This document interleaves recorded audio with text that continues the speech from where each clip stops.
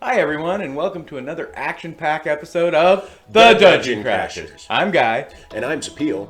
Let's start off by hitting that like and subscribe button, and get that bell on if you want to be notified when we post new videos. This week's video was a request from one of our home game members, Unwa. He wanted a halfling rogue assassin and a divination wizard. This character will be all about the luck and rate rolls. With the feats that we are going to be taking and the spell choices, it will bring this build together really well. For race, of course, we will be taking halfling, but there are a few different types to take.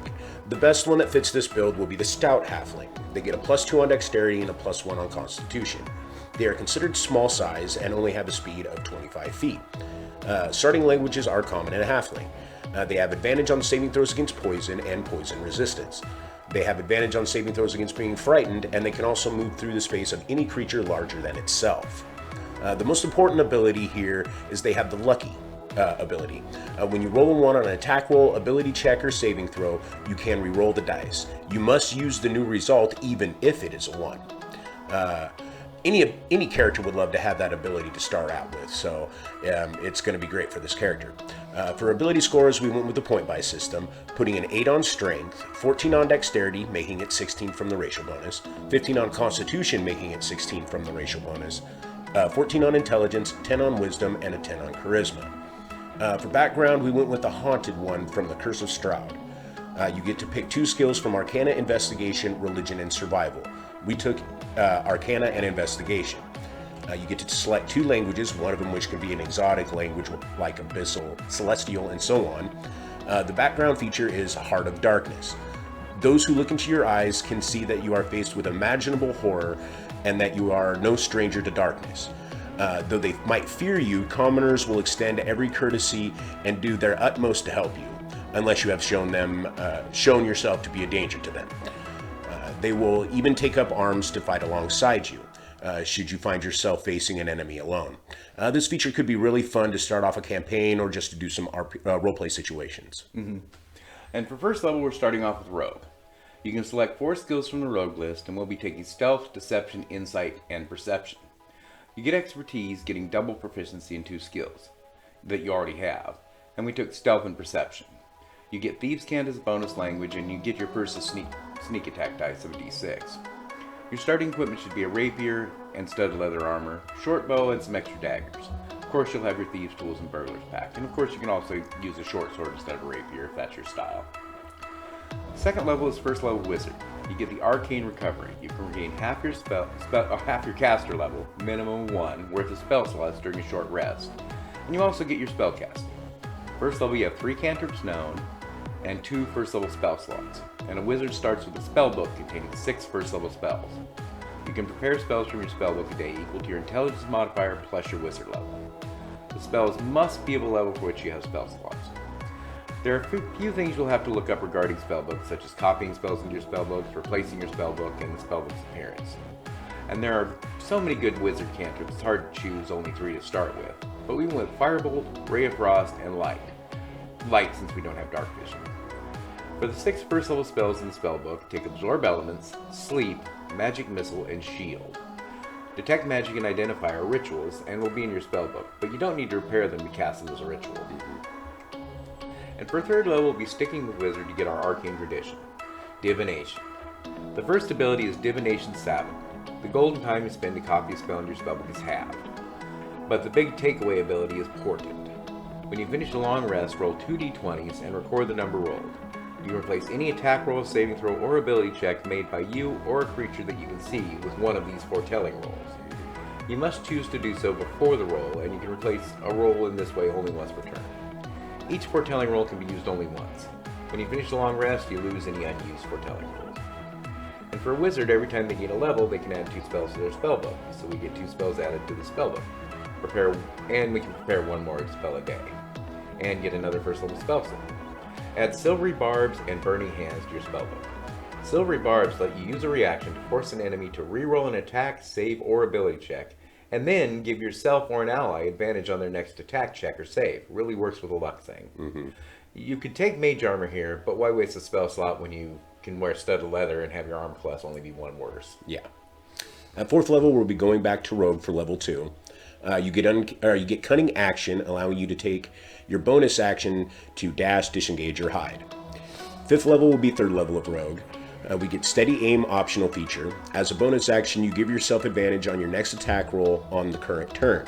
You can use this bonus action only if you haven't moved during this turn, and after you use the bonus action, your speed is 0 until the end of your current turn. We also select our Roguish Archetype, and we went with Assassin. You get the ability Assassinate. You have advantage on attack rolls against any creature that hasn't taken a turn in the combat yet. In addition, any hit you score against a creature that is surprised is a critical hit. You also get 2 bonus proficiencies with the Poisoner's Kit and the Disguise Kit. And your sneak attack dice improves to 2d6 at this level. 6th level is going to be 4th level of Rogue, getting that long-awaited ability booster feat. Let's add some more rerolls that we can hand out and take the lucky feat. You have 3 luck points, and whenever you make an attack roll, ability check, or saving throw, you can spend 1 luck point to roll an additional d20. You can choose to spend 1 of your luck points after you roll the die, but before the outcome is determined. You choose which of the d20s is used for the attack roll, ability check, or saving throw. You can also spend 1 luck point when an attack roll is made against you, roll a d20, and then choose whether the attack uses the attacker's roll or yours. If more than 1 creature spends a luck point to influence the outcome of a roll, the luck points cancel each other out, no additional dice is rolled. You regain your expended luck points when you finish a long rest. At 7th level, or his 5th level of Rogue, we get Uncanny Dodge, allowing us to use our reaction to take half damage when hit by an enemy that you can see. Your sneak attack dice increases to 3d6 now. At 8th level, we're going back to Wizard for level 3. We get an optional feature here, Cantrip Formulas. Whenever you finish a long rest and consult those formulas in your spellbook, you can replace one of your wizard cantrips you know with another cantrip from the wizard spell lists. For spells, you add 2 more spells to your spellbook, prepare 1 more spell a day that can be 2nd level or lower, and we get 1 more 1st level spell slot, and 2 2nd level spell slots. Add Scorching Ray and Misty Step to your spellbook. And 9th level is 4th level wizard. We will take that ability boost now, giving a +2 on intelligence, making it 16. This will help our spell attack and save DCs. We can also add 2 more spells to the spellbook. 1 more cantrip known, and prepare 1 more spell a day that is 2nd level or lower, and 1 2nd level spell slot. Add Mind Spike and Cloud of Daggers to the spellbook, and take Mind Sliver for your cantrip. Mirror Image would also be great here if you find yourself doing more melee than archery for your sneak attacks. For 10th level, we'll take 6th level Rogue. We get expertise on 2 skills, take Investigation and Thieves' Tools. With both Investigation and Perception expertise, you're going to be very aware of what's going on around you, help with your lucky image. Yeah. And 11th level is 7th level Rogue, and we get Evasion here. When you make a Dexterity saving throw to take only half damage, you instead take no damage if you succeed on the saving throw and only half damage if you fail. The sneak attack dice also improves to 46. And 12th level is 8th level Rogue. We get an ability boost and we'll put the +2 on Dexterity, making it 18. And 13th level will be 5th level Wizard. We're just getting spells at the level, but now you can cast 3rd level spells. And you can add 2 more spells to your spellbook. Prepare 1 more spell of 3rd level or lower, and have 2 3rd level spell slots. Add, of course, Fireball and Clairvoyance to the spellbook. You could also add something a little more subtle if you don't like fireballing things. Yeah. Who doesn't like fireballing things? Right?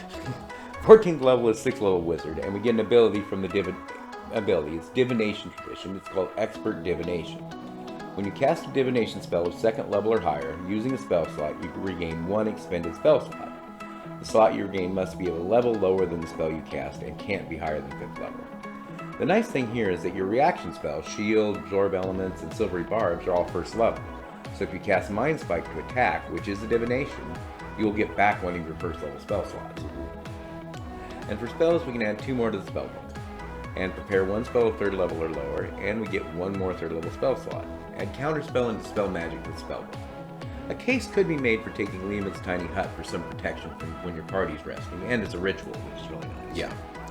At 15th level, we're taking our 7th level of Wizard. Again, we are just getting spells at this level, but now we can cast 4th level spells. We can add 2 spells to our spellbook, prepare 1 more spell a day that is 4th level or lower, and we get 1 4th level spell slot. Add Blight for a great attack spell and Divination so you can use it as a ritual and you won't have to prepare it. You could also take Arcane Eye and prepare it. Not only if it is a useful spell, casting it will also regain you a 3rd level spell slot because it is a divination spell. At 16th level, we'll be taking Wizard level 8. We get an ability boost, and we're going to give it to our intelligence, making it 18. This will be our last level of Wizard we will be taking, so if there's any spell that we missed that you would like to take at this point, do so. You get 2 spells added to your spellbook, 1 more spell you can prepare today that is 4th level or lower, and 1 more 4th level spell slot. We would add Dimension Door and Greater Invisibility to our spellbook. We'll be finishing off this build with Rogue levels. At 17th level, we'll be taking Rogue level 9, getting Infiltration Expertise. You must spend 7 days and 25 gold pieces to establish a history, profession, and affiliations for an identity. You can't establish an identity that belongs to someone else. For example, you might acquire appropriate clothing, letters of introduction, and official-looking certification to establish yourself as a member of a trading house from a remote city so you can institute yourself into the company of other wealthy merchants. Thereafter, you can, if you adopt the new identity as a disguise, the creatures believe that you are the person until given obvious reasons not to believe it. Your sneak attack dice improves to 5d6 at this level. At 18th level, we're taking 10th level of Rogue, and we get an ability boost at this level, and we will gladly put it in our decks, capping it at 20. That Infiltration ability, I'd love to be in a campaign where we could actually use that. Yes. That would be awesome. 19th level is going to be 11th level Rogue. We get the Reliable Talent ability.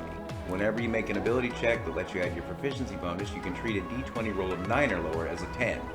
Again, you're pretty lucky. Yeah.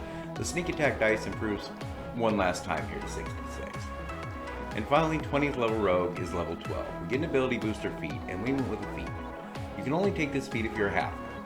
Bountiful Luck. Your people have extraordinary luck, which you learn to mystically lend to your companions whenever you see them falter. You're not sure how you do it, you just wish it and it happens. Surely a sign of fortune's favor. When an ally you can see within 30 feet of you rolls a 1 on the d20 for an attack roll, an ability check, or saving throw, you can use your reaction to let the ally re-roll the die. The ally must use the new roll. When you use this ability, you can't use your lucky racial trait before the end of your next turn. And there's a little flexibility in this build, so if you'd like this feat earlier instead of an ability boost, feel free. Yeah.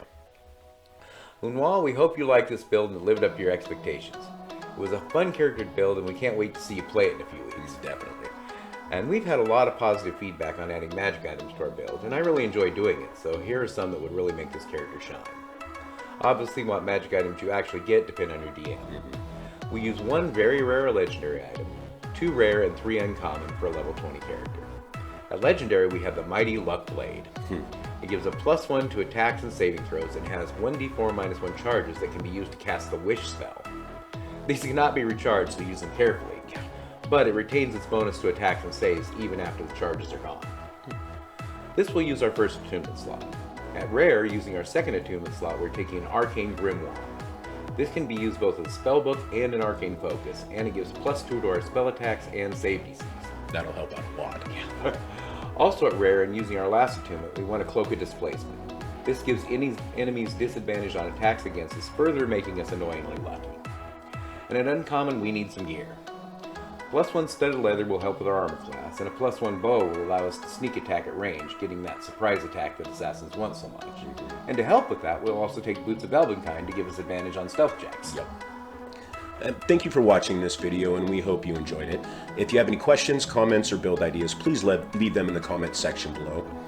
Next week, we'll be doing a build for Omex Heartless 21, and they want a Azamar Eldritch Knight Hexblade. So look forward to that. And until next time, cheers!